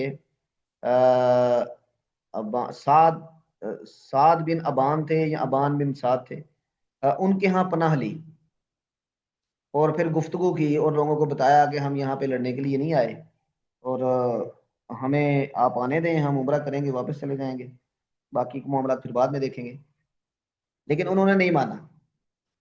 اور حضرت عثمان رضی اللہ تعالی عنہ کو ان کی شرافت اور ان کے پناہ کی وجہ سے یہ آفر کی کہ اگر آپ نے طواف کرنا ہے تو کر لیں، لیکن ہم آپ صلی اللہ علیہ وسلم کو اور دیگر مسلمانوں کو یہاں نہیں آنے دیں گے. حضرت عثمان نے انکار کر دیا کہ اگر آپ صلی اللہ علیہ وسلم کو آپ اجازت نہیں دیتے تو میں بھی طواف نہیں کروں گا. تو انہوں نے حضرت عثمان کو روک لیا اور یہ افواہ پھیل گئی کہ حضرت عثمان کو شہید کر دیا گیا ہے. تو آپ صلی اللہ علیہ وسلم کو بڑا دکھ ہوا، اور آپ نے پھر ایک درخت کے نیچے بیٹھ کے صحابہ کرام سے بیعت لی کہ ہم اس وقت تک یہاں سے نہیں جائیں گے جب تک کہ ہم حضرت عثمان کی شہادت کا بدلہ نہ لے لیں، انتقام نہ لے لیں. حضرت عثمان کی اپنی حیثیت بھی تھی، اور اس وقت حضرت عثمان رضی اللہ تعالیٰ عنہ مسلمانوں کے سفیر کے طور پہ گئے تھے، اور سفیر کا قتل یہ بڑا معیوب سمجھا جاتا تھا اس وقت کے پورے عرف کے اندر، ہمیشہ ہی ایسا رہا ہے. تو آپ نے یہ بیعت لی. آگے احادیث آئیں گی کہ صحابہ کرام جنہوں نے بیعت کی تھی تو ان سے پوچھا گیا کہ آپ نے یہ بیعت کس چیز پر لی تھی. انہوں نے کہا کہ علی الموت، یعنی ہم نے یہ موت پر بیعت لی تھی کہ یا تو ہم یہاں پر اپنی جان قربان کریں گے یا پھر حضرت عثمان کا بدلہ لیں گے، اس کے علاوہ کوئی دوسرا چانس نہیں ہے، اس کے علاوہ نہیں جائیں گے. تو اس بیعت میں اس وقت جو صحابہ کرام اس سفر میں شریک تھے سب نے بیعت کی. ان کی تعداد کے بارے میں روایات آگے آئیں گی کہ وہ 1400 تھے یا 1500 تھے. تو ان سب نے بیعت کی. تو جب یہ بیعت ہو گئی تو اس کے بعد پھر گفتگو شروع ہوئی، یہ افواہ غلط نکلی، اور پھر آنا جانا ادھر سے بھی شروع ہوا، مذاکرات ہوئے اور یہ صلح ہوئی. اور جب یہ صلح ہو گئی تو پھر اللہ تبارک و تعالیٰ نے سورہ فتح نازل فرمائی. اس پہ صحابہ کرام کا اس صلح کی شرائط پہ کافی رد عمل بھی آیا. آگے اس کی بھی جھلکیاں نظر آئیں گی ہمیں، اس پہ پھر ہم بات کریں گے. اور پھر اس میں اللہ تبارک و تعالیٰ نے صحابہ کرام اور اس صلح کے بارے میں جو اعلانات کیے کہ یہ فتح مبین ہے، اس صلح کو فتح مبین کہا گیا. اور صحابہ کرام نے تحت الشجرہ، اس درخت کے نیچے جو بیعت کی تھی، اذ یبایعونک تحت الشجرہ لقد رضی اللہ عن المؤمنین، اللہ تبارک و تعالیٰ ان مومنوں سے راضی ہو گیا کہ جب وہ آپ کے ہاتھ پر اس درخت کے نیچے بیعت کر رہے تھے تو اللہ تعالیٰ نے صحابہ کرام کی اس کو بیعت رضوان کہا کہ یہ اللہ کو راضی کرنے والی بیعت ہے. تو یہ قرآن کریم میں اس کا تذکرہ ہے. تو انشاءاللہ العزیز ہم یہ احادیث پڑھیں گے. آصف صاحب تشریف لائے ہیں یا شیخ آصف صاحب؟ ایکسکیوز می سر. ہاں جی. سر ابھی ذکر ہوا جنگلی گدے کا، تو سر وہ کون سا جانور ہوتا ہے؟ حمر الاہلیہ، تبوک کے موقع پہ، خیبر کے موقع پہ الحمر الاہلیہ، جو پالتو گدے ہیں جن کو ہم عام طور پہ گھروں میں بار برداری کے لیے یا دیگر کاموں کے لیے رکھتے ہیں، وہ مراد ہیں، ان کو حرام قرار دیا گیا. حمر الوحشیہ، اب یہ گدھے کی طرح کا جانور ہے یا جنگلوں کے اندر جو گدھے پھرتے ہیں جو کہ عام بار برداری کے لیے استعمال نہیں ہوتے، یہ مراد ہے. اب اس سے یعنی کون سی اس کی پریزنٹیشن کیا ہے ویژول کے، کون سا جانور مراد ہے، تو زیبرا بھی ہو سکتا ہے، یہ بھی گدھے کی طرح کا ٹھیک ہی ہے ہوتا ہے. جی. اور کسی کے ذہن میں کوئی جنگلی گدھا کسی نے دیکھا ہو تو، یا اس کی کوئی اور مثال کسی کے ذہن میں ہو تو بتا دیں. جنگلوں میں بھی گدھے تو ہوتے ہی ہیں نا. وہ سر زیبرا کی ریزیمبلنس زیادہ ہے نا گدے کے ہاں ساتھ. جی، بالکل شیپ بھی اسی طرح کی ہے، جی. تو یہ مراد ہو سکتا ہے. چلیں جی، آصف صاحب آج تشریف نہیں لائے، یہاں سے ان کی باری ہے، لیکن میرا خیال ہے کہ برکت کے لیے ایک روایت پڑھ لیں، اور جب کوئی عبارت پڑھنے والا نہیں ہوتا تو ہاتھی کے پاؤں میں سب کا پاؤں، تو ثاقب صاحب ہی پڑھتے ہیں، تو ثاقب صاحب سے گزارش ہے کہ آپ شروع کریں جی. بسم الله الرحمن الرحيم. بسند متصل من آل الإمام الحافظ أبي عبد الله محمد بن إسماعيل بن مغيرة الجوفي البخاري رحمه الله تعالى قال: لقد رضي الله عن المؤمنين إذ يبايعونك تحت الشجرة. وبه يقول حدثنا خالد بن مخلد قال حدثنا سليمان بن بلال قال حدثني صالح بن كيسان عن عبيد الله بن عبد الله بن زيد بن خالد رضي الله تعالى عنه قال: خرجنا مع رسول الله صلى الله عليه وسلم عام الحديبية فأصابنا مطر ذات ليلة فصلى لنا رسول الله صلى الله عليه وسلم الصبح ثم أقبل علينا فقال: أتدرون ماذا قال ربكم؟ قلنا: الله ورسوله أعلم. فقال: قال الله: أصبح من عبادي مؤمن بي وكافر بي. فأما من قال مطرنا برحمة الله مطیرنا، یہ مطیرنا مجہول کا صیغہ ہے. مطرنا برحمة الله وبرزق الله وبفضل الله فهو مؤمن بي كافر بالكوكب. وأما من قال مطرنا بنجم قضاه فهو مؤمن بالكوكب كافر بي. جی، یہ حضرت زید بن خالد سفر کے دوران کا ایک واقعہ بیان کرتے ہیں، کیونکہ یہ سفر عمرے کا تھا، اور جگہ جگہ پر آپ صلی اللہ علیہ وسلم وعظ و نصیحت کے اور احکامات بیان فرما رہے تھے. ظاہری بات ہے کہ یہ تقرب کے لیے سفر تھا. اللہ تبارک و تعالیٰ 6 سال ہو گئے تھے مسلمانوں کو بیت اللہ کی زیارت کیے ہوئے، تو اس شوق میں جا رہے تھے. تو اس وقت کیونکہ بہت دل نرم ہوتے ہیں، تو آپ صلی اللہ علیہ وسلم نے بہت ساری چیزوں کے بارے میں اس موقع کو غنیمت جانتے ہوئے صحابہ کرام کی اصلاح بھی فرمائی. تو اس میں ایک موقع یہ ہے کہ وہ فرماتے ہیں: خرجنا مع رسول اللہ صلی اللہ علیہ وسلم عام الحدیبیہ، حدیبیہ کے سال ہم آپ صلی اللہ علیہ وسلم کے ساتھ نکلے. فاصابنا مطر، ہمیں بارش نے آ لیا. ذات لیلۃ، ایک رات. فصلی لنا رسول اللہ صلی اللہ علیہ وسلم الصبح، رسول اللہ صلی اللہ علیہ وسلم نے صبح کی نماز ہمیں پڑھائی. ثم اقبل علینا، پھر ہماری طرف متوجہ ہوئے اور فرمایا: اتدرون ماذا قال ربکم، کیا تم جانتے ہو کہ تمہارا رب کیا کہتا ہے؟ قلنا، ہم نے کہا: اللہ ورسولہ اعلم، اللہ اور اللہ کے رسول ہی بہتر جانتے ہیں. تو آپ نے فرمایا: قال اللہ، اللہ فرماتے ہیں: اصبح من عبادی مؤمن بی وکافر بی، میرے بندوں میں سے کچھ بندے صبح کرتے ہیں کہ وہ مجھ پر ایمان لانے والے ہوتے ہیں، اور کچھ مجھ پر میرا کفر کرنے والے ہوتے ہیں. اب یہ ایک طریقہ تھا آپ صلی اللہ علیہ وسلم کا اصلاح کا. فاما من قال، تو آپ نے فرمایا کہ مؤمن بی، اللہ پر ایمان لانے والے کون ہیں؟ تو آپ نے فرمایا کہ جو کہتے ہیں مطرنا برحمت اللہ و برزق اللہ و بفضل اللہ، ہم پر بارش اتاری گئی اللہ کی رحمت سے یا اللہ کے رزق سے یا اللہ کے فضل سے، تو فہو مؤمن بی، وہ مجھ پر ایمان لانے والے ہیں. اور کافرم بالکوكب، وہ ستارے کا انکار کرنے والے ہیں۔ اب یہاں پر عرب کے اندر یہ مشہور تھا کہ جب کوئی وہ ستارہ انہوں نے کوئی طے کیا ہوا تھا کہ جب وہ ستارہ نظر آتا ہے تو بارش ہوتی ہے، اور وہ اس کو سبب حقیقی سمجھتے تھے کہ یہ بارش اس ستارے کی وجہ سے ہو رہی ہے۔ جس طرح انہوں نے مختلف کاموں کے لیے بت اور دیوی دیوتا یہ طے کیے ہوئے تھے کہ یہ کرتا ہے، یہ وہ کرتا ہے، اسی طرح ستاروں کے ساتھ اس طرح کے کچھ معاملات انہوں نے نتھی کر دیے تھے۔ تو آپ نے اس معاملے میں اصلاح فرمائی کہ کسی ستارے کی وجہ سے یہ بارش وغیرہ نہیں ہوتی، یہ اللہ تبارک و تعالیٰ کی رحمت ہے، اللہ کا فیصلہ ہے۔ واما من قالا، اور جو یہ کہتا ہے مطرنا بنجمی قضا، کہ ہم پر بارش ہوئی فلاں ستارے کی وجہ سے، تو فهو مؤمن بالکوكب، تو وہ ستارے پر ایمان لانے والا ہے، کافرم بھی، وہ میرا انکار کرنے والا ہے۔ تو یہاں پہ محدثین فرماتے ہیں کہ کسی آدمی کا اندازہ لگانا بارش کا یہ منع نہیں ہے، ہاں کسی چیز کو بارش کا سبب حقیقی سمجھ لینا یہاں پر اس کو منع کیا جا رہا ہے۔ مثلا اگر کوئی ہوا چل رہی ہے ٹھنڈی اور یہ بادل نظر آ رہا ہے تو آدمی کہے کہ لو جی بارش ہونے والی ہے، تو یہ کوئی پیشین گوئی کرنا یہ منع نہیں ہے، یہ شرک نہیں ہے۔ ہاں کسی چیز کو، کسی ستارے کے ظاہر ہونے کو یا کسی علامت کے ظاہر ہونے کو، اس علامت کو سبب حقیقی سمجھ لینا یہ منع ہے۔ تو یہاں پر اس کی طرف آپ صلی اللہ علیہ وسلم نے اشارہ فرمایا اور اس کی اصلاح فرمائی۔ چلیں جی، یہ اس سے آگے ہم انشاءاللہ کل پڑھیں گے انشاءاللہ العزیز۔ جی ثاقب صاحب۔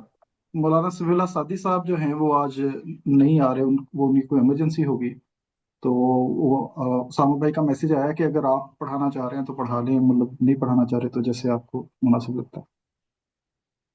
اچھا اچھا اچھا اچھا، تو کیا آپ حضرات کا کیا خیال ہے، ہم اس کی کچھ احادیث پڑھ لیتے ہیں پھر؟ چلیں 15 منٹ ہم مزید لگاتے ہیں، اس میں کافی ساری احادیث ہو جائیں گی، کیونکہ اس میں وہ ساری جرنل سی باتیں معلوماتی۔ جی ٹھیک ہے سر۔ ٹھیک ہے ثاقب صاحب پڑھیں پھر۔ جی بسم اللہ الرحمن الرحیم۔ وبه يقول حدثنا خطبة بن خالد قال حدثنا حمام عن قتادة أن أنس رضي الله تعالى عنه أخبره قال تمر رسول الله صلى الله عليه وسلم أربع عمر كلهن في ذي القعدة إلا التي كانت مع حجة عمرة من الحديبية في ذي القعدة وعمرة من العام المقبل في ذي القعدة وعمرة من الجيرانة حيث قسم غنائم حنين كلهن في ذي القعدة إلا التي كانت مع حجته عمرة من الحديبية في ذي القعدة وعمرة من العام المقبل في ذي القعدة وعمرة من الجيرانة حيث قسم غنائم حنين في ذي القعدة وعمرة مع حجته۔ ہاں جی، 4 عمروں کا ذکر ہے حضرت انس کی روایت میں، اور کچھ روایات میں حضرت عبداللہ بن عمر وغیرہ کی روایات میں 3 عمروں کا تذکرہ ہے۔ حضرت عبداللہ بن عمر یہ جعرانہ سے جو عمرہ ہے اس کے بارے میں کہا کرتے تھے کہ یہ عمرہ آپ نے نہیں کیا، تو اس کی توجیہ محدثین یہ فرماتے ہیں کہ کیونکہ جعرانہ یہ غزوہ حنین کے موقع پر آپ صلی اللہ علیہ وسلم نے عشاء کی نماز کے بعد جا کے رات کو یہ عمرہ کیا تھا، اور بہت سارے صحابہ کرام کو اس کا نہیں پتا تھا، تو اس میں حضرت عبداللہ بن عمر بھی ہو سکتے ہیں، تو اس لیے وہ یہ کہا کرتے تھے کہ آپ نے جعرانہ سے عمرہ نہیں کیا، تو اس لیے وہ 3 عمروں کا کہتے ہیں۔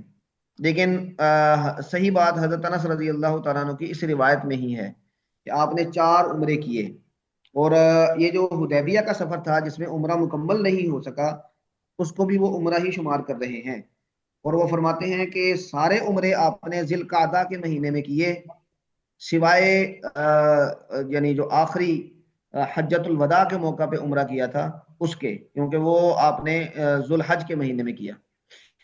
تو وہ فتح اعتمر رسول اللہ صلی اللہ علیہ وسلم 4 عمر، آپ صلی اللہ علیہ وسلم نے 4 عمرے کیے، کلہن فی ذی القعدہ، ہر ایک ذی القعدہ میں ہے، الا التی کانت مع حجتہ، سوائے اس کے کہ جو آپ نے حج کے ساتھ کیا، عمرۃ من الحدیبیہ فی ذی القعدہ، حدیبیہ سے جو عمرہ تھا وہ بھی ذی القعدہ میں ہے، عمرۃ من العام المقبل، یہ عمرۃ القضاء ہے وہ بھی ذی القعدہ میں ہے، عمرۃ من الجعرانہ، یہ جعرانہ ایک جگہ کا نام ہے، حنین کی فتح میں جو یعنی غنائم آپ نے تقسیم کیے تھے، اس موقع پر آپ صلی اللہ علیہ وسلم ابھی فتح ہوئی تھی۔ عام معمول یہ تھا کہ آپ غنیمت کا مال دارالحرب میں تقسیم نہیں کرتے تھے جہاں پر جنگ ہو رہی ہے۔ غنیمت کا سارا مال محفوظ مقام پر یعنی مدینہ منورہ یا کسی جگہ پر منتقل کیا جاتا اور پھر وہاں پر تقسیم کیا جاتا۔ لیکن حنین کے موقع پر آپ صلی اللہ علیہ وسلم نے اسی جگہ پر جہاں پر فتح ہوئی تھی اسی جگہ پر یہ غنائم تقسیم کر دیے تھے، اور وہ جعرانہ کی جگہ تھی، وہاں سے پھر آپ نے جا کے عمرہ کیا تھا۔ تو ایک عمرہ وہ جو آپ نے حج کے موقع پر کیا، یہ 4 عمرے حضرت انس کی روایت میں بیان ہوئے۔ ہاں جی، اگلی روایت پڑھیں جی۔ میں پڑھتا ہوں، بسم اللہ الرحمن الرحیم۔ وہ بھی میرا نیٹ ڈسکنیکٹ ہو گیا تھا، میں پڑھوں؟ جی ڈاکٹر صاحب اجازت ہے جی؟ جی جی ٹھیک ہے۔ جی ثاقب صاحب بسم اللہ کریں۔ وبه يقول حدثنا سيد بن ربيع قال حدثنا علي بن مبارك عن يحيى عن عبد الله بن ابي قتاده ان اباه حدثه قال انطلقنا مع النبي صلى الله عليه وسلم عام الحديبيه فاحرم وصابه ولم احرم۔ ہاں جی، یہ ابو قتادہ کے جس کا میں نے تذکرہ کیا تھا، یہ وہ اس کی روایت کر رہے ہیں، عبداللہ بن ابی قتادہ روایت کر رہے ہیں ابو قتادہ سے، اپنے والد صاحب سے۔ تو وہ کہتے ہیں انطلقنا مع النبی صلی اللہ علیہ وسلم عام الحدیبیہ، ہم نبی کریم صلی اللہ علیہ وسلم کے ساتھ حدیبیہ کے سال نکلے چلے، فاحرم اصحابہ، احرام باندھ لیا ذوالحلیفہ کے مقام سے آپ کے ساتھیوں نے، یعنی آپ نے اور آپ کے اصحاب نے اس وقت احرام باندھ لیا، ولم احرم، میں نے احرام نہیں باندھا۔ اور اس کی وجہ یہی تھی کہ آپ صلی اللہ علیہ وسلم نے ان کو جاسوسی کے لیے بھیجا تھا، ذرا سراغ لگانے کے لیے بھیجا تھا، تو وہ احرام کی حالت میں تو نہیں جا سکتے تھے، تو انہوں نے احرام نہیں باندھا تھا۔ اور اس لیے آگے تذکرہ آئے گا ان کے شکار کرنے کا، تو وہ شکار بھی انہوں نے اس لیے کیا تھا کیونکہ یہ محرم نہیں تھے۔ ہاں جی، اگلی روایت پڑھیں۔ بسم اللہ الرحمن الرحیم۔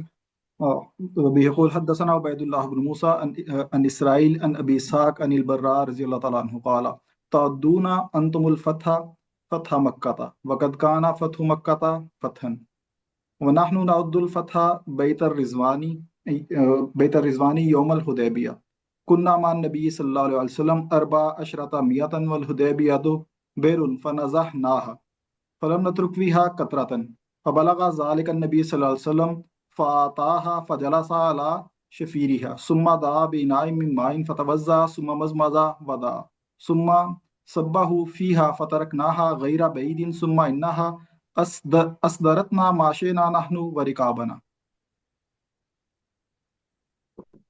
ہاں جی، ابھی نیٹ ورک کی وجہ سے آپ کی آواز تھوڑی تھوڑی کٹتی ہے، لیکن چلیں اللہ خیر کرے۔ چلیں کوئی یہ اور حضرت پڑھ لے، براء بن عازب کی روایت ہے جی۔ میں نے کہا کوئی اور پڑھ لے پھر، کوئی مسئلہ نہیں، ٹھیک۔ نہیں وہ کبھی کبھی درمیان میں کٹتی ہے، انشاءاللہ ہو جائے گا ٹھیک۔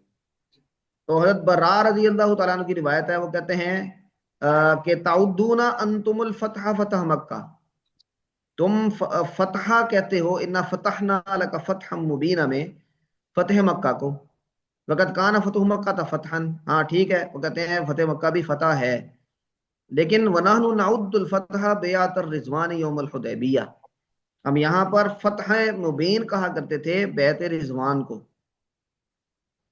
کیونکہ وہ لوگ اس میں شریک تھے اور یہ ان کے لیے سعادت تھی، تو وہ اپنے لیے فتح اسی کو کہا کرتے تھے، یوم الحدیبیہ، حدیبیہ کا دن۔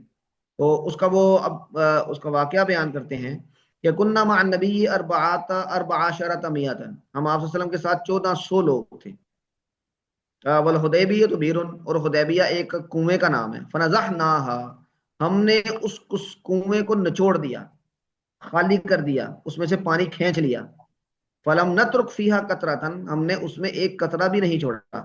اب اس کا مطلب ہے کہ 1400 لوگ اس وقت اس کنویں کے پاس تھے، کنواں یعنی اتنی کیپیسٹی کا نہیں تھا، اب سب نے اپنی اپنی ضرورت کے لیے جب پانی نکالا تو وہ کنواں بالکل خالی ہو گیا، اور اتنا خالی ہوا کہ لوگوں کے پاس پانی کا کوئی سورس نہیں رہا۔ تو اس وقت صحابہ کرام کو اس سفر میں آپ صلی اللہ علیہ وسلم کے معجزات کا مشاہدہ ہوا، ان میں ایک معجزہ یہ حدیبیہ کنویں پر بھی تھا کہ آپ صلی اللہ علیہ وسلم نے اس میں ایک کلی کی، آپ نے وضو کیا اور پانی اس میں ڈال دیا، اور کچھ دیر ٹھہرنے کے بعد اس کنویں سے اتنا پانی نکلا کہ یہ 1400 لوگوں کی ضروریات کے لیے کافی ہو گیا۔ تو ایک معجزہ تو یہ ہے برکت کا۔ ایک معجزے کی آگے 2-3 روایات کے بعد ذکر آئے گا، جس میں آپ صلی اللہ علیہ وسلم کے دست اقدس سے پانی کا اخراج ہوا، پانی نکلا، اور اس میں یعنی راوی پوچھتے ہیں صحابی سے کہ وہ پانی کیا 1400 یا 1500 لوگوں کے لیے کافی تھا؟ تو وہ کہتے ہیں کہ بھائی 1,00,000 لوگ بھی ہوتے تو وہ جو پانی نکلا تھا وہ ان کے لیے بھی کافی ہو جاتا۔ اور وہ کہتے ہیں کہ پھر ہم نے اس پانی کو پیا بھی، اپنی ضروریات کے لیے بھی استعمال کیا، اور وہ پانی یعنی کافی تھا اتنا۔ تو یہ 2 معجزات کا ذکر ہے جو آپ صلی اللہ علیہ وسلم کے برکت سے صحابہ کرام کو پانی کی ضرورت پوری کرنے کے لیے ظاہر ہوئے۔ تو اس میں ایک یہ ہے۔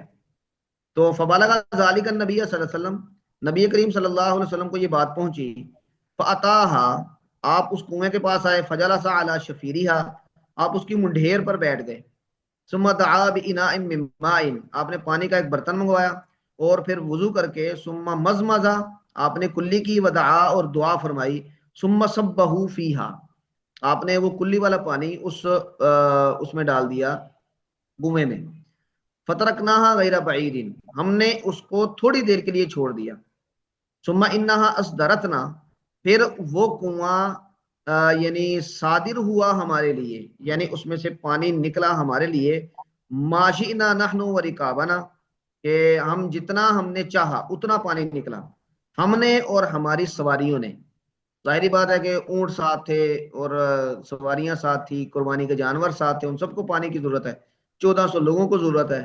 تو وہ کہتے ہیں کہ یہ سارے کا سارا پانی ہمیں وہاں کنویں سے ملا اور وہ ہمارے لیے کافی ہو گیا۔ تو یہ آپ صلی اللہ علیہ وسلم کا ایک معجزہ ہے، آپ کی برکت سے یہ پانی صحابہ کرام کو ملا۔ ہاں جی، اگلی روایت پڑھیں جی۔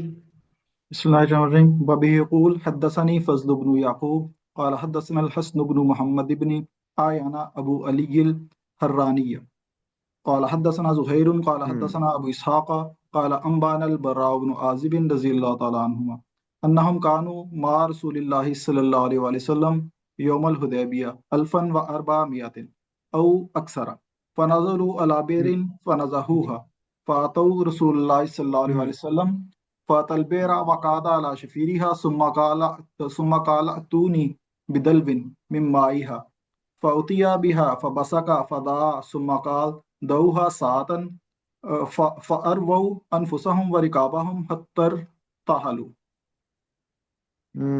یہ اسی کا ذکر ہے دوسری روایت میں، اور اس کے جو براء بن عازب ہی راوی ہیں، وہ کہتے ہیں کہ انہم کانوا مع رسول اللہ صلی اللہ علیہ وسلم یوم الحدیبیہ، لوگ آپ صلی اللہ علیہ وسلم کے ساتھ تھے حدیبیہ کے دن، 1400 او اکثر، 1400 یا اس سے زیادہ، یعنی 1400 یا 1500۔ فنزلوا علی بئر فنزحوها، وہ ایک کنویں کے پاس انہوں نے پڑاؤ کیا اور اس کنویں کو خالی کر دیا، پانی نکال لیا سارا، اور پھر رسول اللہ صلی اللہ علیہ وسلم کے پاس آئے، تو آپ رسول اللہ صلی اللہ علیہ وسلم خود اتل بئر، آپ اس کنویں کے پاس آئے اور قعد علی شفیرہا، اس کی منڈیر پر بیٹھ گئے، پھر آپ نے فرمایا ایتونی بدلو من مائہا، پانی کا ایک ڈول لاؤ، فوتیہ بھی، وہ لایا گیا، فبصقا ودعا، آپ نے اس میں اپنا لعاب ڈالا اور پھر آپ نے دعا مانگی، پھر آپ نے فرمایا دعوہا ساعتن، اس کو کچھ دیر کے لیے چھوڑ دو۔ پھر کیا ہوا؟ فأرووا انفسہم ورکابہم، لوگوں نے سیراب کیا اپنے آپ کو بھی اور اپنی سواریوں کو بھی، حتی ارتحلوا، یہاں تک کہ انہوں نے وہاں سے پھر کوچ کیا، یعنی جتنی دیر پھر وہ وہاں رہے اسی پانی کو استعمال کرتے رہے۔ ہاں جی، اگلی روایت پڑھیں۔ بسم الله الرحمن الرحيم۔ وبه يقول حدثنا يوسف بن عيسى قال حدثنا ابن خزيل قال حدثنا حسين عن سالم عن جابر رضي الله تعالى عنه قال أتش الناس يوم الحديبية ورسول الله صلى الله عليه وسلم بين يديه ركوة فتوضأ منها، ثم أقبل الناس نحوه، فقال رسول الله صلى الله عليه وسلم ما لكم؟ قالوا يا رسول الله ليس عندنا ماء نتوضأ به ولا نشرب إلا ما في ركوتك قال فوضع النبي صلى الله عليه وسلم يده في الركوة فجعل الماء يفور من بين أصابعه كأمثال العيون قال فشربنا وتوضأنا فقلت لجابر كم كنتم يومئذ قال لو كنا 100,000 لكفانا كنا 15,000. ہاں جی، یہ وہ معجزہ ہے جس میں آپ صلی اللہ علیہ وسلم کی انگلیوں سے اللہ تبارک و تعالیٰ نے پانی جاری کیا. تو حضرت جابر اس کے راوی ہیں.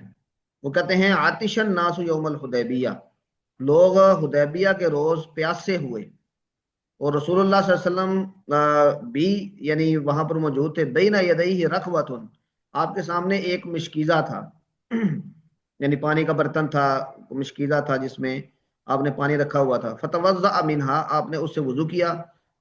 پھر اقبل الناس نحوہ، لوگ آپ کی طرف بڑھے اور آپ صلی اللہ علیہ وسلم کو دیکھ کے فرمایا ما لکم، کیا ہوا؟ تو صحابہ نے کہا اے اللہ کے رسول لیس عندنا ماء، ہمارے پاس پانی نہیں ہے، نتوضأ بہ ولا نشرب، ہم اس سے وضو کریں اور نہ ہی پی سکتے ہیں، الا ما فی رکوتک، پانی وہی ہے جو آپ کے اس مشکیزے میں ہے.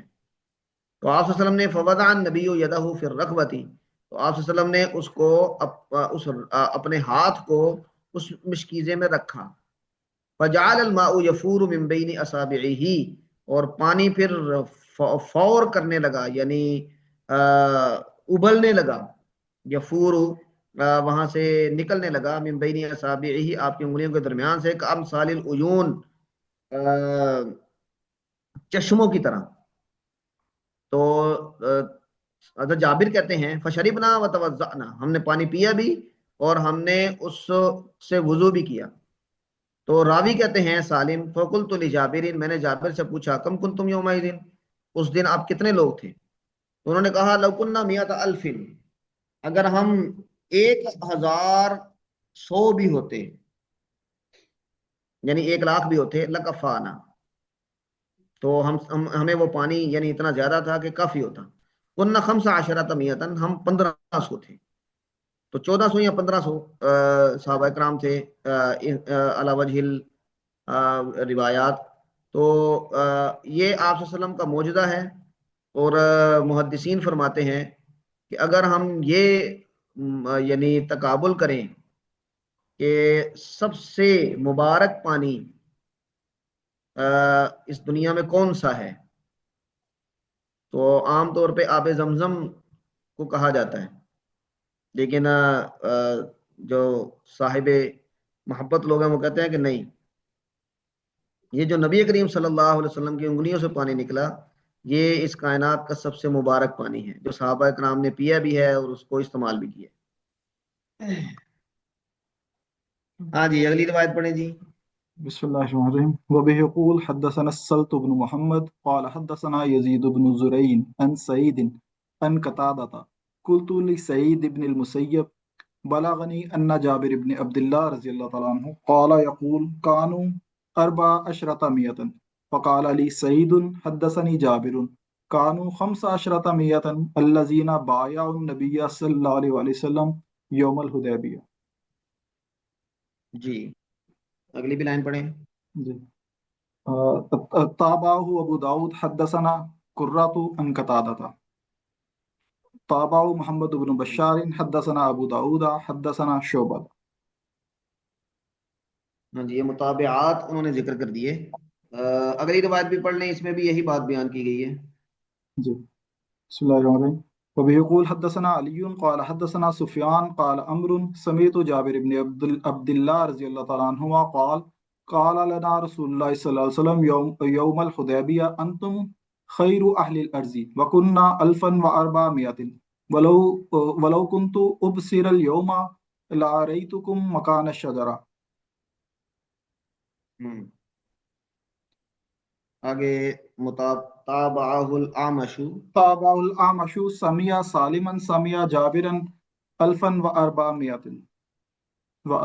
جی اگلی روایت بھی پڑھ لیں. جی وقال عبید اللہ بن معاذ قال حدثنا ابی قال حدثنا شعبہ عن عمرو بن مرہ قال حدثني عبد الله بن ابي اوفى رضي الله عنهما كان اصحاب الشجرة 1,300 وكانت اسلام सुमन المهاجرين تابع محمد بن بشار حدثنا ابو داود حدثنا شعبہ. جی ٹھیک ہے. اچھا جی، یہ تعداد کے بارے میں کچھ روایات ہیں، 1300، 1400 اور 1500 یہ تعداد آ رہی ہے. تو اس کا مطلب ہے کہ لگ بھگ اتنے ہی لوگ تھے، 1500 کے قریب.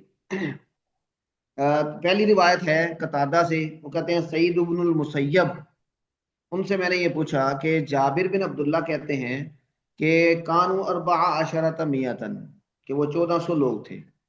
تو سعید بن المسیب نے مجھے کہا حدثنی جابر کانوا 15 میتن، جابر نے ہی مجھے یہ بتایا ہے کہ وہ 1500 لوگ تھے. الذین بایعوا النبی یوم الحدیبیہ، جو نبی کریم صلی اللہ علیہ وسلم کے ہاتھ پر جنہوں نے بیعت کی حدیبیہ کے روز. اب اس کا مطلب یہ ہے کہ 1500 سے زیادہ نہیں تھے. تو کبھی انہوں نے ایسا بھی ہو سکتا ہے کہ 1400 سے اوپر ہو، 1500 سے نیچے. تو اگر انہوں نے وہ اوپر والی تعداد کو چھوڑا ہے تو 1400، اگر اس کو شامل کر لیا تو 1500. تو آگے مطابعات ہیں. یہی بات حضرت جابر بن عبداللہ سے عمر بھی روایت کرتے ہیں. تو حضرت جابر بن عبداللہ کہتے ہیں قال لنا رسول اللہ صلی اللہ علیہ وسلم یوم الحدیبیہ، آپ صلی اللہ علیہ وسلم نے حدیبیہ کے روز ہمیں یہ کہا انتم خیر اہل الارض، تم زمین پر سب سے بہترین لوگ ہو. فکننا 1400، ہم 1400 لوگ تھے. حضرت جابر بن عبداللہ کہتے ہیں وَلَوْ كُنْتُ أُبْصِرُ الْيَوْمَ، اگر میں آج دیکھ سکتا، لَأَرَيْتُكُمْ مَكَانَ الشَّجَرَةِ، تو میں اس درخت کی جگہ کو تمہیں دکھا دیتا. اب اس سے یہ بھی استدلال کیا گیا کہ جابر بن عبداللہ بھی آخری وقت میں یعنی بصارت سے محروم ہو گئے تھے. تو تابع الاعمش، اعمش کا کی مطابقت ہے اس حدیث میں. وہ کہتے ہیں میں نے سالم سے سنا، انہوں نے جابر سے سنا کہ 1400 1400 لوگ تھے. تو یہ گویا کہ ایک دوسرے کی تعداد میں مطابقت کر رہے ہیں. یہ اگلی روایت میں جو عبداللہ بن ابی اوفا سے ہے، اس میں 1300 کا بھی تذکرہ ہے. کان اصحاب الشجرہ 1300، کہ جو اصحاب الشجرہ تھے بیت رضوان میں شریک لوگ، وہ 1300 تھے. اور جو مہاجرین اور انصار کی ریشو تھی، اس میں مہاجرین میں سے جو 8واں حصہ تھا وہ قبیلہ اسلم والوں کا تھا. یعنی اسلم قبیلے کے لوگ یہ کافی تعداد میں اس یعنی سفر میں آپ صلی اللہ علیہ وسلم کے ساتھ تھے. ہاں جی اگلی روایت پڑھیں. جی جی فرمائیں. اگر یہ تعداد والا کسی آبجیکٹو میں آ جائے تو اس میں پھر بندہ کیا لکھے؟ دیکھیں جو زیادہ رائے ہے وہ 1400 کی ہے. اگر آبجیکٹو میں آپ کو آپشن دیا گیا ہے اور اس میں 1400 کے علاوہ 1000 ہے یا 2000 ہے تو پھر 1400 ہی ٹھیک ہے. اگر 1400 کے ساتھ 1500 بھی ہے تو پھر بھی 1400 ہی ٹھیک ہے، کیونکہ اکثر روایات میں 1400 کا تذکرہ ہے. جی ٹھیک. ہاں جی ثاقب صاحب پڑھیں جی.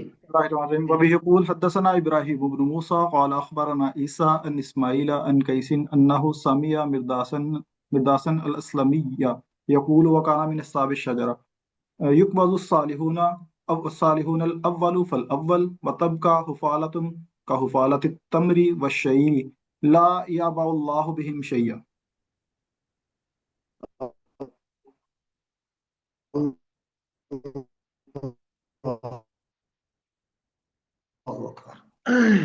تھا مرداس اسلمی سے. ابھی اسلم قبیلے کا تذکرہ آیا کہ مہاجرین کا 8واں حصہ یہ اسلم قبیلے سے تھا. تو یہ مرداس اسلمی اسی قبیلے سے ہیں. وہ کہتے ہیں اب یہ انہوں نے کسی وقت فرمایا اور عاجزی کرتے ہوئے اور اس وقت کے جو حالات تھے ان کو سامنے رکھتے ہوئے فرمایا. یعنی آپ یہ کہہ لیں کہ بین الرجاء والخوف کی کیفیت میں. یقبض الصالحون یقول وکان من اصحاب الشجرہ، وہ بیت رضوان میں شریک لوگوں میں سے تھے اور وہ کہا کرتے تھے یقبض الصالحون، صالح لوگ چلے گئے، وفات پا گئے، الاول فالاول، ایک ایک کر کے پہلے چلے گئے پھر دوسرے چلے گئے. وتبقى حفالة، اور یہ ریند خوند رہ گیا، ہم پنجابی میں کہتے ہیں ریند خوند، یعنی جو بچا کھچا مال ہے وہ رہ گیا، حفالہ۔ حفالہ ویسے کہتے ہیں یہ غسالہ کے وزن پہ ہے، فعالہ کے وزن پہ، آپ نے صرف میں پڑھا ہے کہ یہ وزن بچی ہوئی چیز پر بولا جاتا ہے۔ غسالہ اس پانی کو کہتے ہیں کہ جس کو بدن دھو کے جو نیچے گرتا ہے، غسالہ۔ کناسا لفظ بولا جاتا ہے کہ جو جھاڑو دیتے ہیں تو اس سے وہ چیزیں جو کوڑا کرکٹ آتا ہے۔ تو حفالہ فعالہ کا وزن یہ وہی ہے، یعنی بچا کھچا مال رہ گیا۔ حفالت التمر والشعیر، جیسے کہ کھجور کا بچا کچھ چیزیں ہوتی ہیں، وہ ردی قسم کی کھجوریں ہوتی ہیں، اور اسی طرح جو کی۔ لا یابع اللہ بہم شیئا، اللہ کو ان کی کوئی پرواہ نہیں ہے۔ لا یابع، پرواہ ہونا، اللہ کو ان کی کوئی پرواہ نہیں ہے۔ اس کا مطلب ہے کہ جو قیمتی لوگ تھے وہ یہ کہہ رہے ہیں کہ وہ تو گزرتے جا رہے ہیں، اور بعد والے جو لوگ ہیں وہ ان کے اس معنی میں جانشین نہیں بن رہے۔ اپنے دور کے اعتبار سے انہوں نے یہ تبصرہ کیا۔ ہاں جی پڑھیں جی اگلی روایت۔ بسم الله الرحمن الرحيم. وبه يقول حدثنا علي بن عبد الله قال حدثنا سفيان عن الزهري عن قربة عن مروان والمسور بن مخرمة قال خرج النبي صلى الله عليه وسلم عام الحديبية في بضع عشرة مئة من أصحابه فلما كان بذي الحليفة قلد الهدي وأشار وأحرم منها. لا أحصي كم سمعته من سفيان حتى سمعته يقول لا أحفظ من الزهري الأشعار والتقليد فلا أدري يعني موضع الأشعار والتقليد أو الحديث كله. ہاں جی، کہ آپ صلی اللہ علیہ وسلم نے احرام کہاں سے باندھا، اور آپ نے گویا کہ عمرے کا جو پابندیاں ہیں وہ کہاں سے سٹارٹ کی۔ اس کے بارے میں مسور بن مخرمہ اور مروان یہ بتاتے ہیں کہ نبی کریم صلی اللہ علیہ وسلم حدیبیہ والے سال نکلے اور آپ کے ساتھ بضع عشرۃ مئۃ، ایک یعنی 10 اور چند سو لوگ تھے۔ اب چند بضع کا مطلب چند کتنے تھے، 1300 سے 1400 سے 1500 تھے، تو میکسیمم 1500 تک جاتا ہے آپ وسلم کے صحابہ۔ فلما کان بذی الحلیفہ، جب ذی الحلیفہ کے مقام پر تھے، قلد الہدیہ، تو آپ نے جو جانور تھے ان کو قلادہ پہنایا۔ اب یہ قلادہ یہ ایک نشانی ہوتی تھی جو قربانی یا حرم کے جانور، حرم کے لیے جو وقف شدہ جانور ہیں ان کو پہنایا جاتا تھا، اور پھر لوگ عرب کے لوگ ان کو نقصان نہیں دیتے تھے ان جانوروں کو۔ وہ اشعارا، آپ نے شعار بلند کیا یعنی تلبیہ پڑھا، وہ احرم منہا، اور اسی جگہ پر آپ نے احرام باندھا۔ تو لا احصی کم سمعتہ من سفیان، میں نہیں گن سکتا کہ میں نے سفیان سے یہ کتنی مرتبہ سنا، حتی سمعتہ، یہاں تک کہ میں نے ان سے یہ سنا کہ وہ یہ کہہ رہے ہیں لا احفظ من الزہری، میں نے زہری سے نہیں یاد کیا الاشعار والتقلید، کہ آپ صلی اللہ علیہ وسلم نے احرام باندھا۔ وہ کہتے ہیں کہ سفیان نے زہری سے احرام کا لفظ تو سنا، لیکن قلدا و اشعرا، یہ جو دو لفظ ہیں سفیان کہتے ہیں کہ یہ زہری سے میں نے حفظ نہیں کیے۔ فلا ادری، تو میں نہیں جانتا ان کے بارے میں، یعنی موضع الاشعار و تقلید، کہ آپ صلی اللہ علیہ وسلم نے تلبیہ اور تقلید یہ کس جگہ پر کہی۔ ہاں احرام ذی الحلیفہ سے باندھا، تو اب ظاہری بات ہے احرام وہاں سے باندھا ہے تو باقی کام بھی وہیں پہ کیے ہوں گے، لیکن وہ کہتے ہیں کہ وہ بتا رہے ہیں کہ روایت میں زہری نے یہ اشعار اور تقلید کا ذکر نہیں کیا۔ اب الحدیث کلہ، یہاں پر یعنی پوری حدیث کو جو کہتے ہیں کہ میں نہیں جانتا۔ اب یہاں پہ وہ اپنی بتا رہے ہیں، اس کا مطلب ہے کہ سفیان بتا رہے ہیں کہ میں نے زہری سے جو الفاظ سنے تھے اس میں یہ تھا۔ اور فلما کانا بذی الحلیفہ، مسور ابن مخرمہ اور مروان، اب یہ علی ابن عبداللہ جو روایت کرنے والے ہیں، اب انہوں نے یہ کہاں سے لیا، یعنی اس کی کوئی یہاں پر وضاحت نہیں ہے، لیکن علی ابن عبداللہ یہ سفیان کے بارے میں کہہ رہے ہیں کہ میں نے ان سے کئی دفعہ یہ روایت سنی لیکن میں نے ان سے یہ بھی سن لیا سفیان سے کہ میں اشعار اور تقلیب زہری سے میں نے یاد نہیں کیے. گویا کہ یہ ایسا ہو سکتا ہے کہ راوی کا قیاس ہو کہ انہوں نے اپنے قیاس سے کہا کہ جب احرام باندھ لیا ہے تو احرام کے بعد تلبیہ کہا جاتا ہے اور پھر قربانی کے معاملات بھی اسی وقت کیے جاتے ہیں. تو انہوں نے یہاں پہ قیاس کر لیا ہو اور پھر اس کو بیان کیا ہو. تو روایت بالمعنی کے زمرے میں ہم اس کو ڈال سکتے ہیں.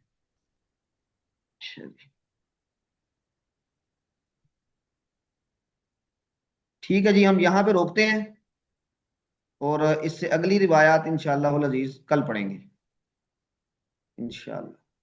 کسی کے ذہن میں کوئی بات ہو تو فرمائیں.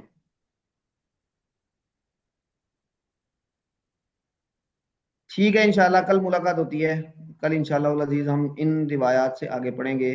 اور آصف صاحب سے میں پوچھتا ہوں، کوشش کرتے ہیں، اس میں کوئی اتنی زیادہ تفصیل نہیں ہے آگے روایات میں، کچھ چیزیں ہیں وہ ہم جلدی جلدی پڑھ لیں گے اور کوشش کرتے ہیں کہ کل میکسیمم پڑھ لیں صلح حدیبیہ کے باب کو، کیونکہ ابھی رمضان تک ہم نے اس کا معتبی حصہ کتاب المغازی کا پڑھنا ہے اور امید ہے کہ ہم اسے مکمل کر لیں گے انشاءاللہ. ٹھیک ہے جی حضرات علماء کرام، انشاءاللہ کل ملاقات ہوتی ہے. اللہ تعالیٰ خوش رکھے. السلام علیکم ورحمۃ اللہ وبرکاتہ. وعلیکم السلام.